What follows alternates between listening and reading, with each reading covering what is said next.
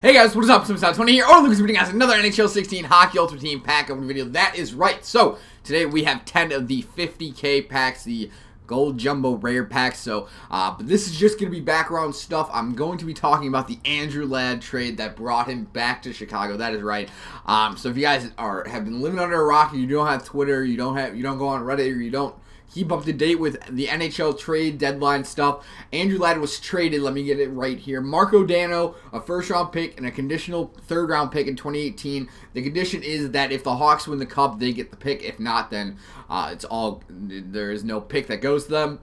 No, third-round pick that goes to them. And the Hawks got Andrew Ladd with $1.5 million retained, Jay Harrison and Matt Frazier. So, Jay Harrison and Matt Frazier were both sent to Rockford, our AHL affiliate, and Marco Danner was actually called up to Winnipeg. So, Wayne Simmons, not a bad pull. But, so, I got a lot of requests on Twitter to give my thoughts on the trade, and Landeskog. That's a pretty solid pack.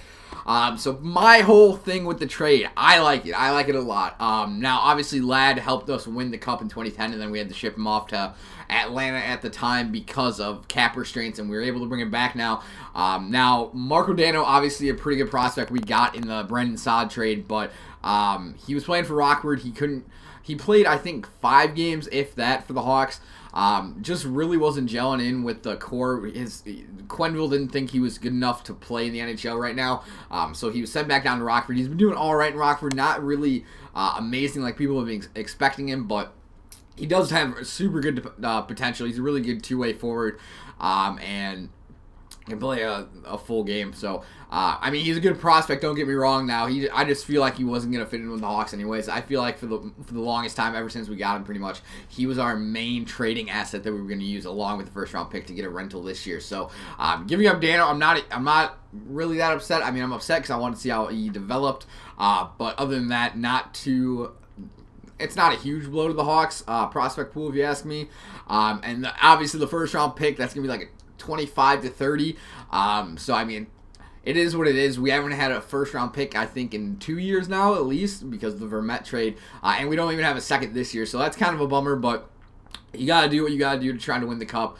And that's the whole thing. I think that the whole idea that Bowman is going in this year because he knows that he may not be able to keep everyone for the upcoming years, I think that's how it's got to happen. If you don't do these kinds of moves, you don't win Cups. If we didn't have Vermette last year, even though we did scratch him for, I think, 2 games in the Stanley Cup Finals, if we didn't have him, we would not have won the Cup. And it's just as simple as that. And when you're as good as the Hawks are, having a 25 to 30 pick every year pretty much, it's not as, I wouldn't say a big deal. It's not as big of a deal, but it just means a little bit less to you. And the Hawks have been pretty good drafting-wise, so I have faith that we'll be able to restock the farm system. But in my opinion, I think it's a good trade. He's going to play alongside Hossa and Taze, and we haven't had a first-line left winger in a while since we traded Sharp. So it should be good to see. I'm excited. I'm excited to have Andrew Ladd back in Chicago. But that is my thoughts on the trade now. Let me know what you guys think down below. Obviously, some people think that the Hawks completely overpaid for a rental because it's very unlikely that the Hawks are able to re-sign him. Last time I heard, he rejected a $6 million a year for 6 years salary or contract from Winnipeg. So I highly doubt the Hawks will be able to give him anything more. But hopefully we can unload Bickle. Maybe we will be able to, speaking of, maybe we'll be able to unload Bickle, get some cap room from him, and apparently, this is just going down on Twitter, that Scuderi was just traded for Christian Ehrhoff to the Kings. So, really interesting move there. Don't really know how I think about it. Apparently, the contracts are even. Like, we're going to retain salary, even though Pittsburgh's already retaining salary. I don't really understand it. It's supposed to be super complicated with the salary retention, but Ehrhoff is a unrestricted free agent after this year, which Scuderi was not. So, that's an interesting move. Hopefully, you guys enjoyed the video. Let me know down below what you guys think about the Andrew Ladd trade. If you guys liked it, if you guys hated it, if the Hawks won, if the Hawks lost, let me know. Hopefully you guys enjoyed. If you guys want me to do more videos like this discussing trades, let me know down below, and I will talk to you guys later.